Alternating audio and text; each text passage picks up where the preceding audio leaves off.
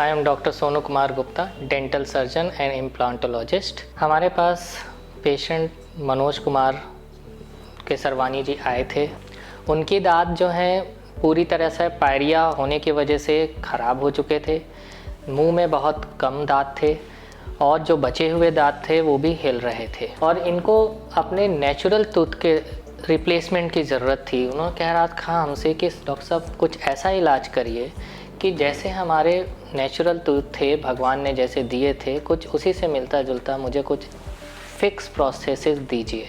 मेरा नाम मनोज कुमार केसरवानी, मैं एक गल्ले का बिजनेस करता हूँ। डॉक्टर साहब के पास आया तो अपना दांत दिखाने के लिए तो देखा कि काफ़ी मेरा दांत नीचे से ख़राब हो गया था।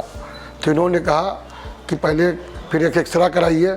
तो उसी के दौरान फिर इन्होंने मेरा कई दांत अपने आप रुई की तरह निकल गया। फिर इन्होंने कई दांत मेरे उखाड़े और उखाड़ने के बाद ये लगभग मेरा 6 महीने ट्रीटमेंट चला।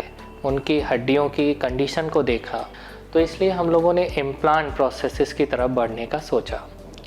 इम्प्लांट प्रोसेसेस में उनके जितने भी बचे हुए दांत थे वो हटाए गए।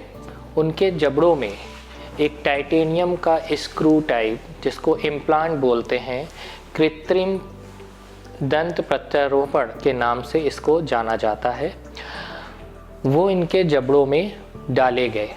और इम्प्लांट पूरी तरह से मजबूत हो जाए तब उसके ऊपर हम एक कृत्रिम दांत बनवाते हैं लेबोरेटरी के थ्रू और उसको यहाँ पे इसी तरीके से सेट कर दिया जाता है। इनके में पूरे दांत ही नहीं थे मुंह में, तो इनमें मुझे करीब नीचे की तरफ 5 इम्प्लांट और ऊपर की तरफ 4 इम्प्लांट डालने पर एक एक्सरे कराते हैं।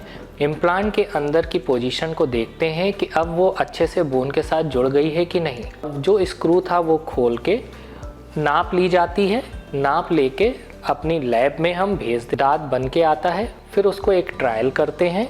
ट्रायल करने पे सब कुछ ठीक होता है तो वापस से उनके मुंह में फिक्स कर दिया जाता है। इम्प्लांट सपोर्टेड ब्रिज ये भी बुलाया जाता है, यानी कि ये चीज़ें फिक्स करने के बाद वो बिल्कुल नेचुरल तरीके से जैसे अपने ओरिजिनल दांतों से वो खाया करते थे वैसे ही फिर से खाने के लिए रेडी हो जाते हैं।